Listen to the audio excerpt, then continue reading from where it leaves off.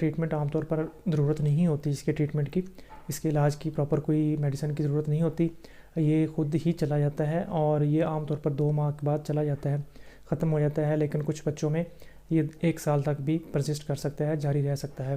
اب جب جن بچوں میں یہ پرسسٹ کرتا ہے یا جو نارملی چھوٹے بچے ہیں جن کے ہو جاتا ہے، تو اس کا ہوم ریمیڈی کیا ہے، اس کا علاج کیا ہے؟ زیتون کا تیل سب سے بیسٹ چیز ہے اس کے لیے۔ آپ روزانہ اپنے بچے کے سر پر جو ہے نا وہ زیتون کا تیل لگائیں اور پراپر جو ہے نا بیبی شیمپو کے ساتھ اس کو واش کریں۔